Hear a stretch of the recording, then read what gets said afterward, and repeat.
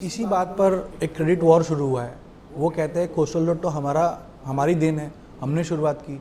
अटल सेतु की बात कांग्रेस करती है कि कांग्रेस कहने हमने इसको इम्प्लीमेंटेशन, हमारा विजन था ये। तो ये क्रेडिट वॉर जनता के बीच ले जाने की जो बात आ रही है उसे आप किस तरह देखते हैं? देखिए, मैंने बहुत साफ शब्दों में कहा कि पड़ोसी का बच्चा अपनी गोदी में बैठाया तो अपना बच्चा नहीं होता। ऐसा ये कितना भी क्रेडिट लेने का प्रयास करे, महाराष्ट्र ने और मुंबई ने देखा है ये हर प्रोजेक्ट कैसे कंप्लीट हुआ है। जैसा मैंने कहा, अब वो तो स्वर्गीय है, लेकिन JRD टाटा साहब भी क्लेम कर सकते कि मेरा कॉन्सेप्ट था ही उनका कॉन्सेप्ट। सवाल वो नहीं है। आप प्रेजेंटेशन लेकर घूमते थे, 25 साल में आप एक ईंट भी कोस्टल रोड की नहीं लगा पाए।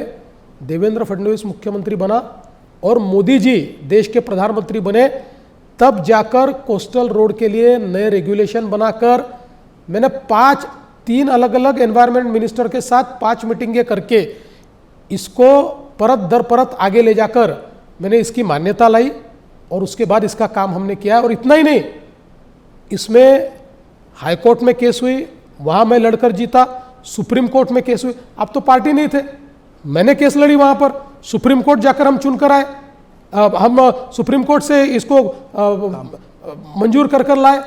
तो ये सारी चीज़ें हमने जो की है ये लोगों ने देखी है। अब ये कितना भी क्रेडिट लेने का प्रयास करें, लोगों का विश्वास तो होना चाहिए। भूमि पूजन भी उन्होंने किया था, उस समय मैं रिपोर्टिंग कर रहा था। हाँ, बिल्कुल सही बात है आपकी। कोस्टल रोड में आपने बहुत अच्छी याद दिलाई। कोस्टल रोड में उनका एक कंट्रीब्यूशन पक्का है और वो कंट्रीब्यूशन है इलीगल भूमि पूजन। जिस समय कोस्टल रोड के सारी मान्यताएं लाई और उसके बाद ये BMC करे, MMRDA करे, MSRDC करे, मुझे उद्धव जी ने कहा कि आप ये BMC को दीजिए। मैंने कहा ठीक है, BMC कर ले। मैंने कमिश्नर को कहा आप करिए, इसको तेज़ी से करिए। हमने परमिशंस लाई, उसका टेंडर वंडर कर लिया। एक दिन अचानक सुबह सुबह उद्धव जी ने मुझे बिना बुलाए उसका भूमि पूजन कर दिया।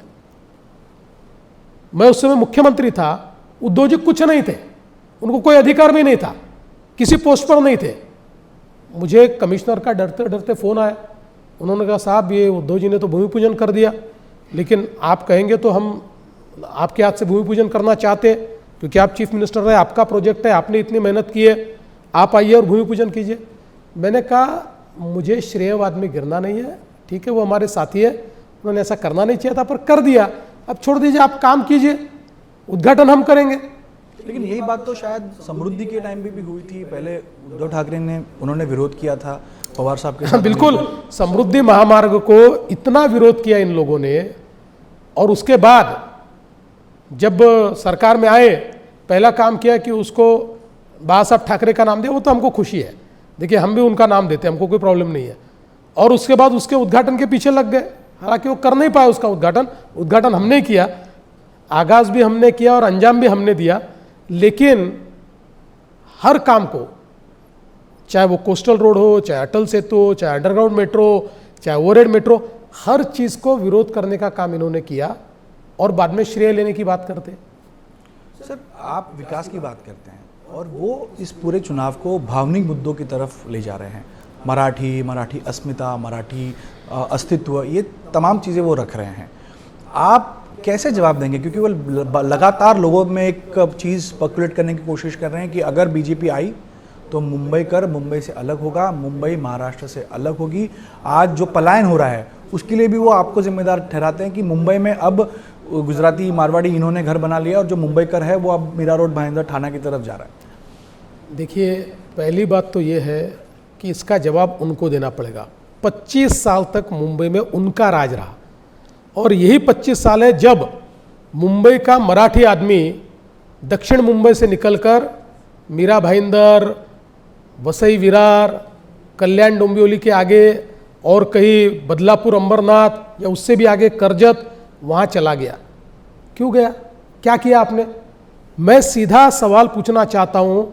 पत्राचाल मराठी आदमी के अस्मिता का विषय, भ्रष्टाचार किया आपने उसमें। देवेंद्र फडणवीस को आना पड़ा, उस पत्राचाल के लोगों को जेल में डालकर हमने मराठी आदमी को घर दिया। BDD चाल, जो मराठी आदमी के अस्मिता की जगह थी, इतने सालों तक केवल ये बिल्डर से वो बिल्डर, वो बिल्डर से वो बिल्डर, आप 1 इंच भी उसका काम नहीं कर पाए। मैंने निर्णय किया, 80,000 मराठी लोग रहते हैं, मैंने निर्णय किया कि इसका काम सरकार करेगी। हमने इमारतें खड़ी कर दी, लोग रहने को चले गए। 120 स्क्वायर फुट में जो मराठी आदमी रहता था उसको 550 600 फुट का घर हमने दिया। अभ्युदय नगर मराठी आदमी की अस्मिता की जगह, हमने वहां पर एक प्रकार से उसका रिडेवलपमेंट करके मराठी आदमी को घर दिया।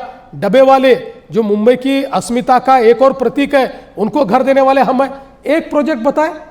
लेकिन सर इन 25 सालों में तो आप भी उनके साथ थे ना बीएमसी में। देखिए, सवाल तो आपको भी पूछे। नहीं, हमको इसलिए आप नहीं पूछ सकते कि एक तो 25 साल हम उनके साथ नहीं थे, 2017 में हमने निर्णय कर दिया हम उनके साथ नहीं है, हम वॉचडॉग थे, हम वहां पर चौकीदार थे। दूसरा, जब हम उनके साथ थे, महानगर पालिका में 2 महत्वपूर्ण पद होते हैं, एक होता है मेयर का, एक स्टैंडिंग कमेटी चेयरमैन का। हमको कभी भी ये पद उन्होंने नहीं दिया। हमको डिप्टी मेयर का पद कभी मिला, कभी वो भी नहीं मिला। तो पूरी सत्ता 100% महानगर पालिका की सत्ता ये उनके हाथ में थी, उन्होंने चलाई। जैसा वो चलाते थे उस प्रकार से वो चलती थी। और एक प्रकार से इतना भ्रष्टाचार इस महानगर पालिका में उन्होंने किया है, इसके ऊपर एक फिल्म बन सकती है, इतना भ्रष्टाचार किया।